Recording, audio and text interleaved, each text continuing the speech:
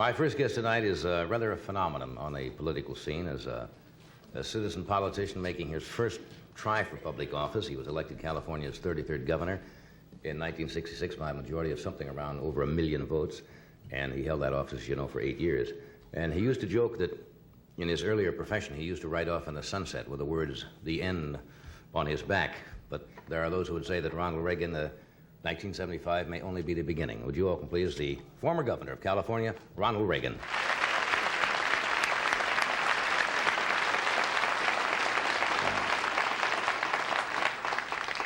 Nice to see you.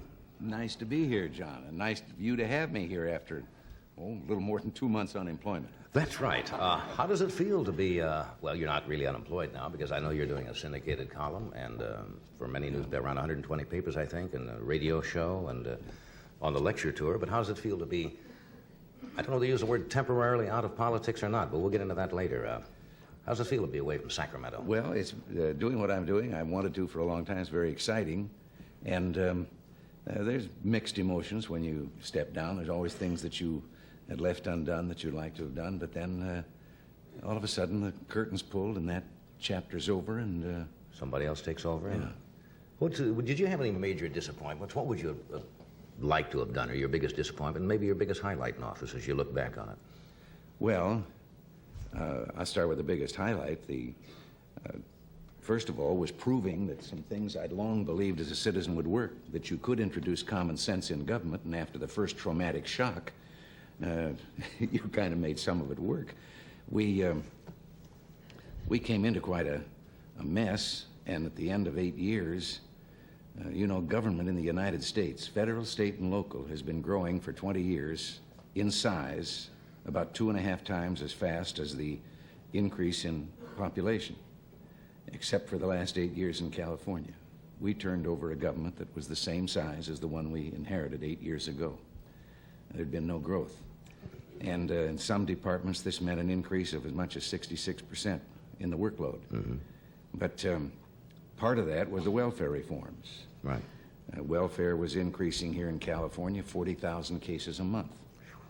And we left with about 400,000 fewer people on welfare than there were 4 years ago.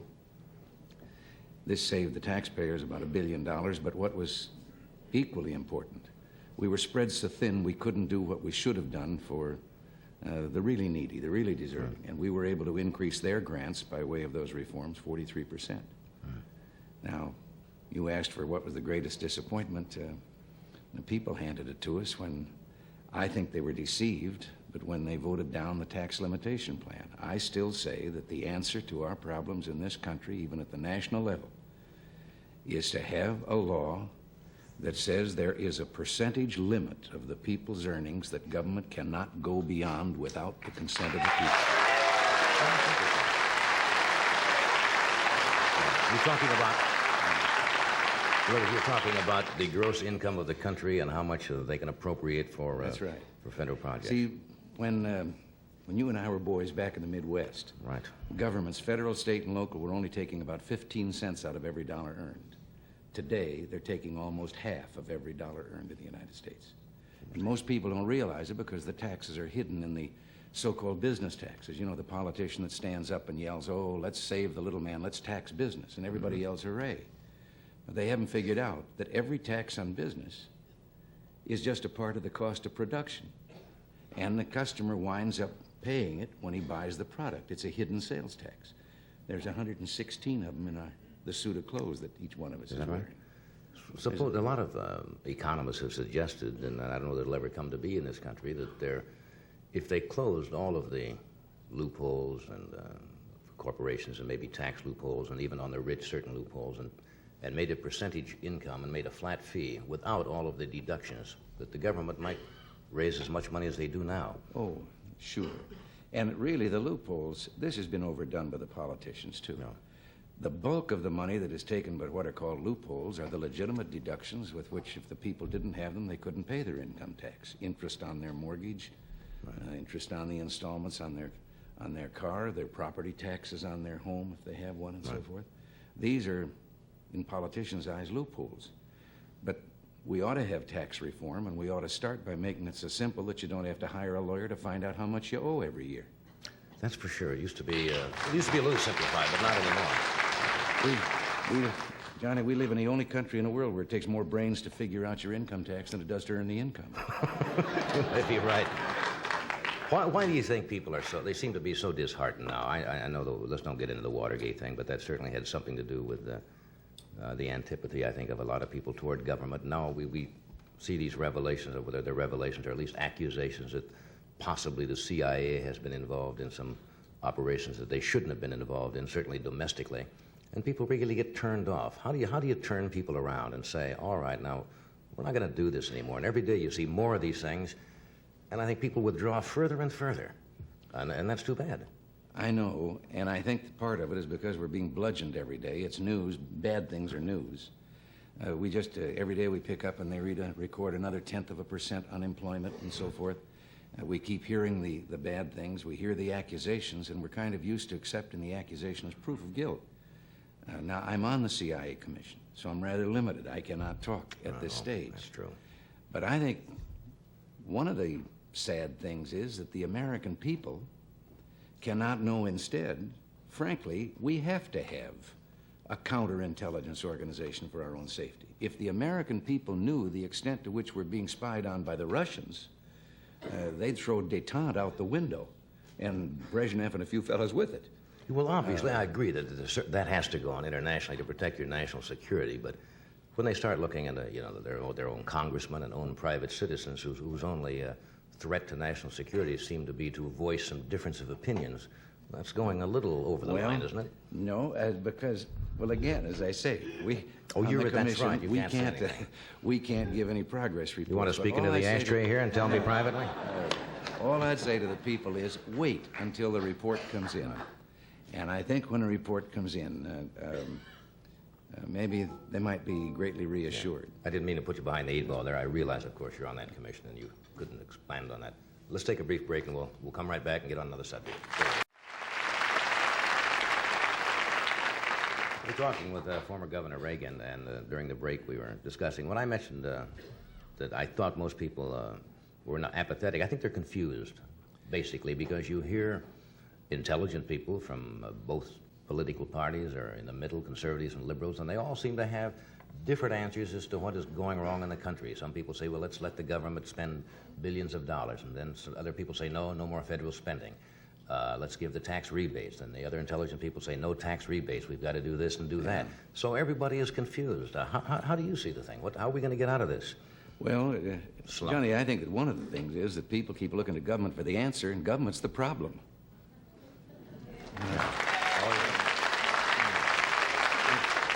A moment ago, you asked, about people and feeling not only confused, but low and down in America.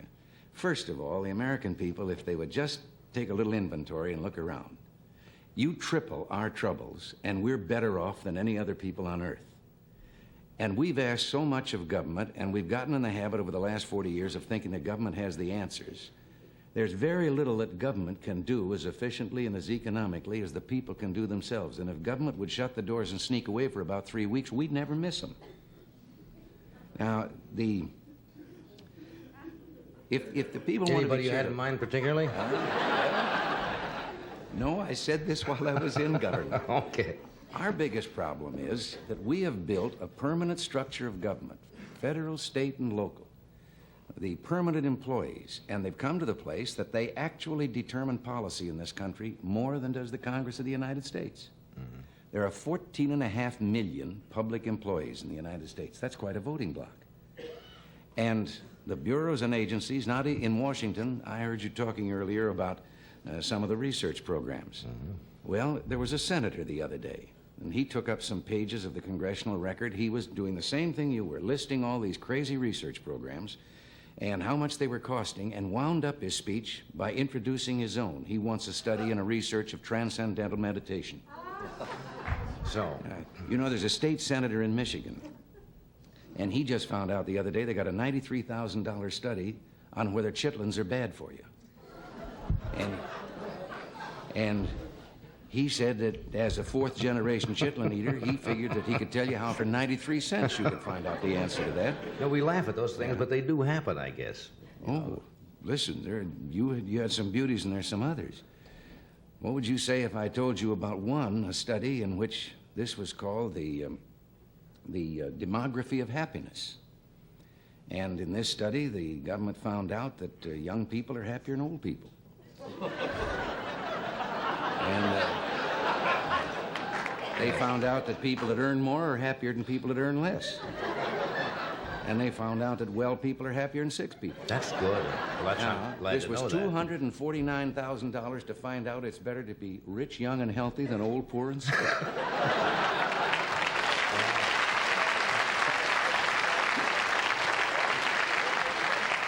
So when you say now that it's that the government may be the problem, so what do people do? They have to look to somebody, and you say if they look for themselves, that's it may be good advice. But how about somebody who's on a Social Security pension or a pension trying to live on $150 a month? They have to look to somebody, I guess. Yeah. They're saying, hey, we can't make it. We can't afford to go to a doctor. 62% of the people can't stay home in an election and cure things, as we did in the last election. I just read this week heard this week on the radio. They dropped 300,000 voters from the Los Angeles roll because they didn't take the time to go to the polls in the last election. 300,000 people. It was the lowest percentage in history. Only 38% of the people voted in the national election. And this means that people aren't paying any attention to what... Well, here, a poll was taken recently that found out that only 46% of the people in the poll could name their United States congressman. But what was worse, 86% of those who could name him couldn't tell you a single thing that he represented or stood for. They just knew that he represented the state. But he was a congressman, but what's he doing while he's up there? And the same is true at the local levels of government and all the rest. But so you're saying people really have to take an active interest, and you have to have citizen action groups locally and let them know. Concerned the special citizens interest groups. Now, the special interest groups aren't, as everyone thought, big, powerful business interests or something that are going to persuade government to do things. As a matter of fact, I don't know anyone with less influence today in government than business. They're just a convenient whipping boy. But it's the groups that have got a particular axe to grind. You can't have a power plant because it might interfere with the seagulls. Now, I think I'm an environmentalist, and I do not agree with those people way over on the edge who pave the whole country over in the name of progress. But also, I don't like those on the other extreme that won't let you build a house unless it looks like a bird's nest. Someplace in the middle, we got to allow people our ecology, too. Right. Well, this kind of group, and they want their particular program. Hundreds of dollars have been added to the cost of an automobile, putting gadgets on it to clear up the air. We're the only country in the world that's set out to do it that way. The automobile industry, over and over again, told government if they'd give them more time, the answer lay in making the motor more efficient and making it burn the fuel better. And when they were given the limited time, there was only one thing they could turn to. That was the add-ons that you had to go. And the verdict is really kind of still out on those, whether they're going to add more sulfuric acid to the air or not. Yeah. What do you think's going to happen? Now, you've been asked this question. I'm sure you knew that I might possibly bring it up tonight.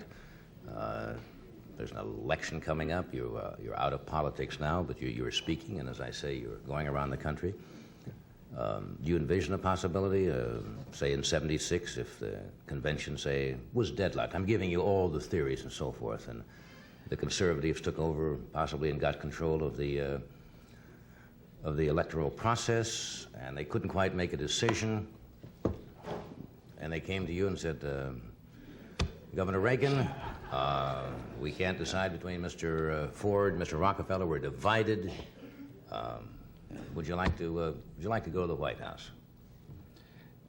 You remember that answer I gave you about the CIA? Yeah. Oh, come on. No, I won't buy it. I'm not going to buy it. No, I can understand the CIA now, but...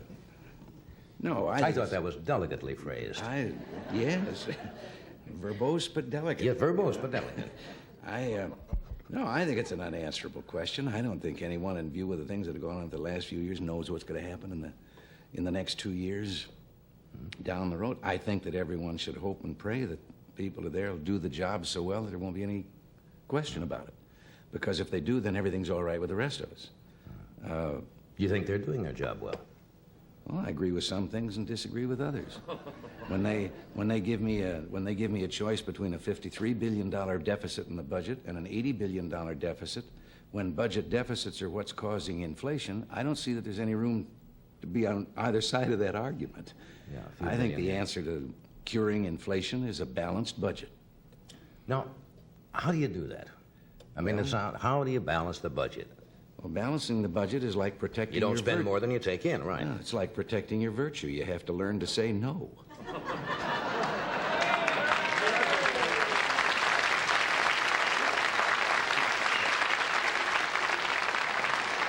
There's got to be another way. What's the second option? Well, no, there's some ways that this could be brought about. First of all, that limitation. Here's another one. Why shouldn't we have, in addition to a simplified income tax, why shouldn't we also have a law that says that any time a legislator or a congressman introduces a spending program, he has to introduce with it a tax program to pay for it? Then let the people find out. There was a woman that, from a financial firm that was back at the President's Economic Council, and her words weren't quoted. Everybody else's words got in the paper, all the Hellers and the Galbraiths and all the so-called economists. And I have a degree in economics, so I can say this. I think an economist is someone who has a Phi Beta Kappa key on one end of his watch chain and no watch on the other. This woman said that you go to the polls and you ask the people, do they want some social service, some program that government can give? And the people in the polls are apt to read and say, hey, that sounds good, yeah. Mm. But she says that isn't exactly accurate. She says put a $100 bill in each person's hand and then show them the program and say, now, isn't that a nice program? Do you want it? Give me the $100. And she says, see what the poll says then and how many people hang on to the $100 instead of the program. In other words, if it's rather hidden and someone doesn't know exactly where it's going to come they from. All the government programs start $1 down and we'll catch you later. And they multiply all of those things that you were... The Office of Management and Budget in Washington, that's responsible for the budget, putting the budget together, cannot even tell you how many boards, commissions, agencies, bureaus, and departments there are in the federal government. Yeah. But all of them can pass regulations. And those regulations have the force of law. And the difference is, when you break the law, you're innocent until proven guilty. When you break a regulation, the fellow that charges you with breaking the regulation, you're guilty. Right. And if you want to take him to court and prove you're innocent, that's up to you. Right. And all of these are things that yes, we can trim the budget. There's enough fat in the federal government that if you rendered it, you could wash the world.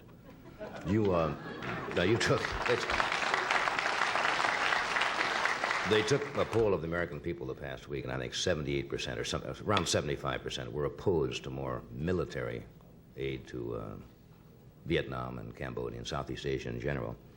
And yet the administration was trying to tell the American people that a couple $100 million or $222 million would make some kind of difference, or that the government might make it. And how do you feel? Do you think that is a lost cause in a way? I think people can see humanitarian, for children, hospitals, et cetera, medical supplies and food. But it seems that the public has just almost had it up with military involvement, where we feel we are not directly threatened. Well, we are fed up. We're war-weary after a long and badly fought war. On the other hand, and this is one where I'll probably lose a lot of people because it isn't popular or political to say this today, when we withdrew our troops, we made a ceasefire, a peace agreement. And it was based on supporting the non-communist forces in Indochina on a basis of one-for-one replacement. Every bullet they expended a bullet to replace it if the communists violated the ceasefire. Mm-hmm. The communists have violated the ceasefire 72,000 times since it was instituted and we brought our men home.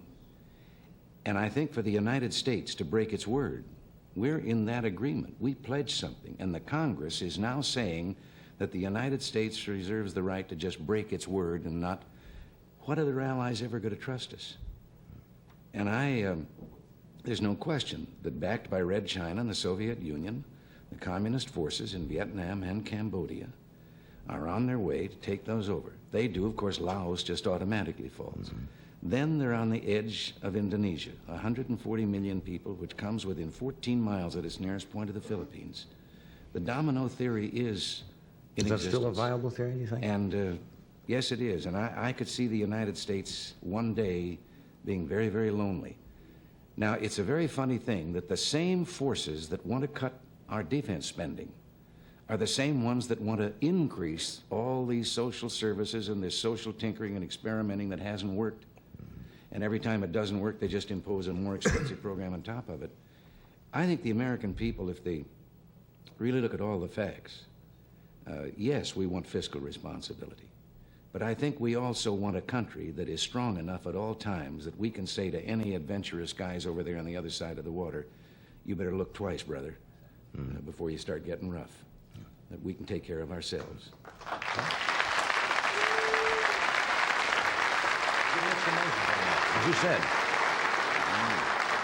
As you said, even before you made the statement, that would probably get mixed reaction from an And I audience. can understand that. People are, and it's hard to understand how maybe your interest is involved 10,000 miles away. But Russia seems concerned that their interests extend all the way to Cuba and to South America, to Chile, and to other countries of that kind. And they're the ones that have said they're going to impose their way of life on the rest of the world. We haven't said we want to do it to the rest of the world, our way. Let me ask you one more question before you go. Let us assume that there's a third party, that neither party seems to go. Yeah. You like this approach already, huh?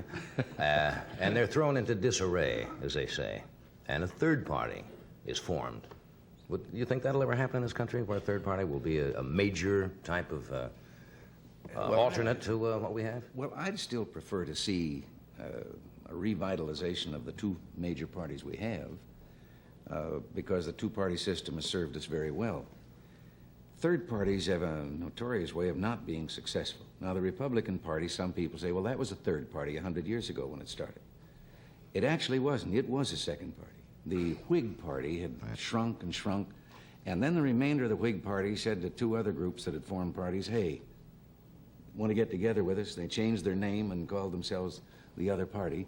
And so it was, in effect, the Whigs just disappeared. It was a new second party.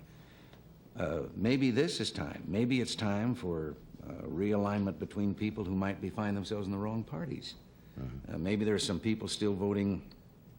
I was a Democrat most of my life. I became a Republican only not too many years ago. And I had the pleasure of telling some of those people that are saying the Republican Party ought to broaden its base the other day that when I switched parties, I didn't do it because the two parties were alike. I did it because they were different. And I think that the two parties ought to stand up as to what they represent, what they stand for. A third party, they have a way of electing the wrong people because they simply divide themselves from the other forces that feel the same way, and then the other fella sneaks in. And it could happen that neither party would represent what the people want, and finally the people would take some action, do something about it. But I'd rather devote our effort to seeing if we can't find out what the present two parties stand for and which one we want to But you don't see yourself, or do you see yourself as maybe as a part of that, active politically again? I certainly don't give up, do I? Yeah, you sure don't. I wish I could think of a good get-off line. I have Lawrence Spivak's old questions, you know, for this. Nancy, you know, said to say hello tonight. She thought it was great that we're both in town at the same time. You too, huh? I get that. Thanks for being with us tonight, really. It was a pleasure to see you again, my best.